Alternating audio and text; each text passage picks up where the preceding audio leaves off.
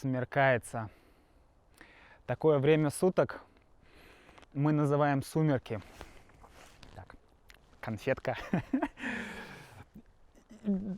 Друзья, вот представляете, как вы думаете, какое сейчас время года? Да?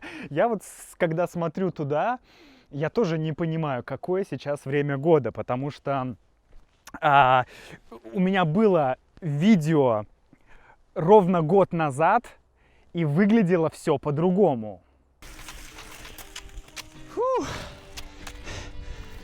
Это просто круто. Я приехал совсем на другую сторону озера. Здесь очень красиво. Сейчас я хочу сделать небольшой перерыв. Можете посмотреть это видео здесь. Была зима, русская зима. Вообще, вы, наверное, много слышали Russian Winter.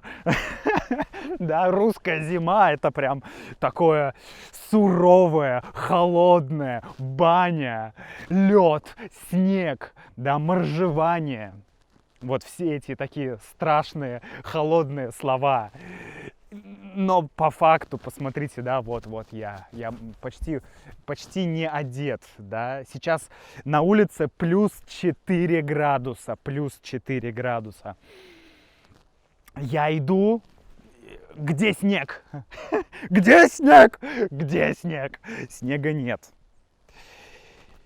И это все, конечно, навевает мне определенные мысли. На самом деле у меня был подкаст недавно про глобальное потепление. Я там прям подробно рассказывал о том, что такое глобальное, что такое мои исследования на тему глобального потепления, что это такое, это фейк или это не фейк. Обязательно послушайте, ссылка будет в описании. Там есть мнение моих друзей, что мои друзья думают про глобальное потепление.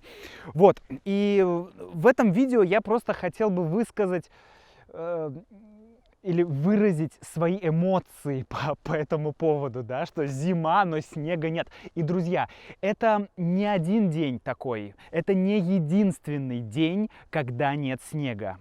Это вот вся зима, она выглядит вот так, да, вот посмотрите на небо, весь декабрь не было солнца. В декабре, может быть, был один солнечный день. Причем Питер, Москва, да, вы знаете, я сейчас больше живу в Москве, но сейчас я снова в Ленинградской области. И в Москве та же самая ситуация. Что происходит? Да? Почему? Вот, смотрите, сейчас я вам покажу даже. Вот, это кусты черники. Да, вот это кустики черники. Маленькие кустики черники. Такое ощущение, что, не знаю, лето или весна, но никак не зима. Самое интересное, что никто почти не катается на горных лыжах или, не знаю, на коньках. Нет, конечно, есть искусственный лед, есть искусственный снег из пушек. Да, кстати, вот здесь недалеко есть горнолыжный курорт. Но он не работает. Этот горнолыжный курорт, он не работает, потому что нет снега, потому что не холодно. Ну ладно, снег там есть, но почти никто не катается, и выглядит это очень-очень странно.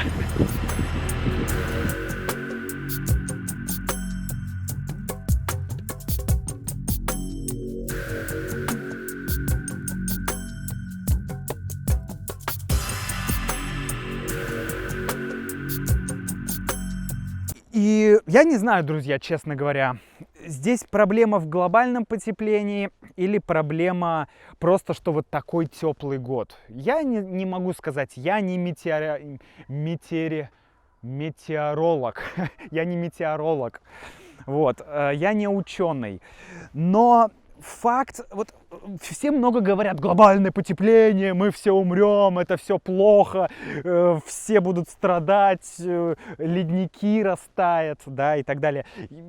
Я очень много об этом говорил. собака. Даже 2 собаки так пронеслись, и они меня испугали. Да, потому что, вот, смотрите, какая хорошая собачка. Да, вот. Эй, песик, иди сюда, песик. Ну, иди сюда. Ну, песик, эй. Ладно. Так, а там еще один бежит. Смотрите, как быстро. Ладно, туда я не пойду. Вот, короче, насколько я понял, да, послушайте подкаст, там больше информации. Насколько я понял, что проблема глобального потепления не в том, что становится тепло, а в том, что становится тепло за короткий промежуток времени, что буквально за 40 лет или даже там за 20 лет очень сильно возросла температура. То есть раньше температура могла быть, раньше было гораздо теплее, было гораздо холоднее, да, минимум, максимум, они были как бы максимум был выше, минимум был ниже температуры. Но сейчас фишка в том, что это очень резко происходит, очень резко изменение климата. И вот в этом большая беда. И большинство ученых сходятся во мнении, да, они сходятся во мнении, что это проблема все-таки, которая вызвано человеческой деятельностью, да, то есть человек — это проблема, ты — это проблема, я — это проблема, да. И это на самом деле факт, но, если честно, то в России этой проблеме сейчас уделяется не так много внимания, как, например, в Европе, потому что многие люди из Европы мне писали, что «Макс, у нас постоянно говорят о глобальном потеплении, а что в России говорят о глобальном потеплении?» Ничего не говорят, честно. Практически ничего не говорят. Потому что, конечно, глобальное потепление затронет не только страны Европы или там какие-то экваториальные страны, да, но и Россию тоже. Но дело в том, что все-таки для России сейчас как бы мы не можем так явно заметить какие-то, нет каких-то явлений, по которым мы могли бы увидеть, что это проблема, да. Поэтому мы, как говорится, мы не остро ощущаем эту проблему, да, то есть для нас это сейчас, то есть мы не можем увидеть этой проблемы. Да, нет снега, реально, всю зиму нет снега. Но люди скорее радуются, ура, как бы тепло, да, нет вот это вот зимы, когда тебе нужен пуховик, шапка-ушанка и так далее, да. То есть реально для людей это даже прикольней в чем-то. Вот. Но это что касается мнения, конечно, мнения русских людей.